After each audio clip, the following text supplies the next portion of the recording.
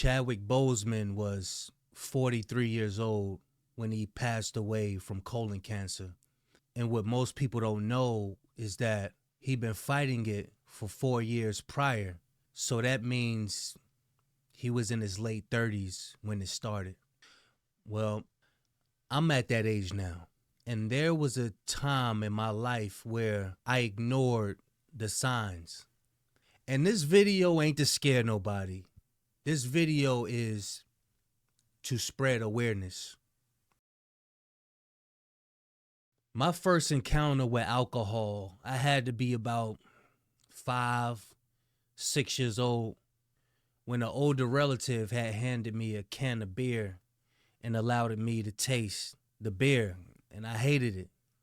It was disgusting. I didn't like the smell. I didn't like the taste. And it was masked behind jokes and laughter. The next time my encounter with alcohol, I had to be maybe 10 or 11, and some older guys in the neighborhood, they was hyping it up. This new beer that just came out. This beer right here had a high alcohol content in it, and they was hyping it up. It made you want to be a part of the action. But this beer was called 211, still reserved. I was influenced. I was intrigued by the hype. When I first asked, I said, get a sip of that. They said, no.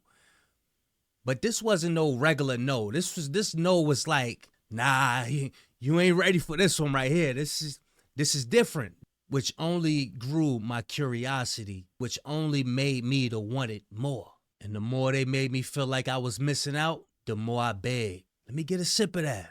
I said, nah, you ain't ready for this. I said, I don't care. Now where's that? So after a while, they finally gave it to me. And it instantly reminded me of when I first had that sip years prior, but I forced it. I kept drinking past the taste because I wanted to experience what the hype was about. So I chugged. Next thing you know, the can was empty. At first, I ain't feel anything. And that prompted me to start talking trash. Like, what y'all hyped up about this for, man? This ain't nothing, man. I had water stronger than this. What is this? Until about 5 minutes later, I was on the ground, head spinning, throwing up, thinking to myself, why would anybody want to feel like this? All I heard was laughing, a bunch of commotion while I'm on the ground, just sitting there in my vomit until it clicked. And that's when I felt the feeling that they were talking about. I felt a great sense of euphoria. I felt so energetic. I felt powerful. I felt unstoppable, AKA liquid courage. In my early 20s, it became a habit. Then later on, it began to be a problem. The byproduct of drinking was no longer excitement, energetic, and a sense of euphoria. It gradually became a way to escape reality, a buzz that only ended in sleep, sluggish, and later on, depression. It's gotten to the point I was drinking so much I could no longer hold on to money. I had to drink in order to feel present. I would wake up in the morning, no matter what time it was, and I would drink because that was the time that I would feel it the most. I started drinking miniatures because full bottles became too expensive. There was even times I would go into the ABC store and slip a couple of them up under my sleeve. And this is where it began to get scary.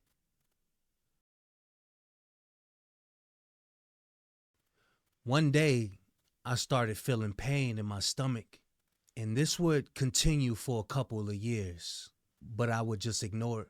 Till one day, I went to the bathroom and emptied out a massive amount of blood, and I almost passed out.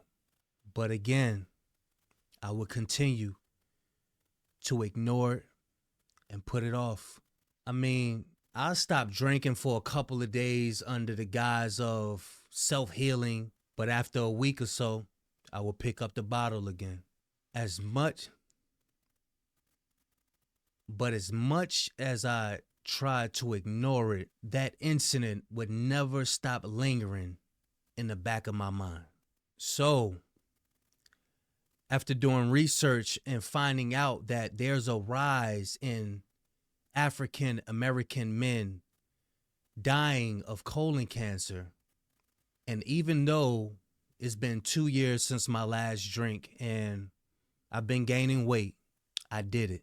I called up a doctor and set an appointment, and I got a colonoscopy.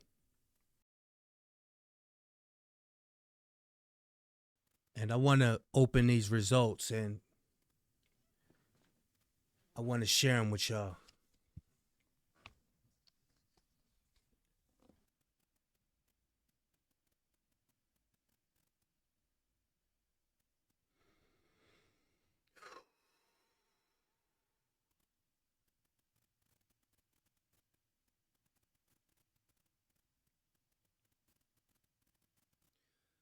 Thank the Lord. Thank God. I'm clean, y'all. I don't have anything. I'm good. Only through the grace of God, I don't feel no pain. Only through his grace and his mercy that I was able to break that addiction. I stopped making excuses. He gave me the courage to tell my story for whoever needed. Whoever out there that's ignoring the signs. We must continue to tell our story, regardless of the jokes, regardless of the backlash, and regardless of how anybody perceives you. Telling your story is your talent, and there is somebody out there that needs to hear from you. I know some may feel like they reached a certain level that their business is nobody else's business, but we forgot. This is a lost art, which is one of our greatest gifts. We wouldn't have known about King David. We wouldn't have known about Job if all of those stories was held back. I know ex-convicts with the spirit of God, and I know holy ones with the spirit of Satan. God doesn't look for perfect people to show his power. He finds the lowest of the low, and he refines them and raised them up so his power can be shown. I was the lowest of the low. Rebellious. It wasn't until I removed the noise from out of my life which allowed God to show himself, because he was there all along. But it was me blocking him by building up a wall of 99 bottles.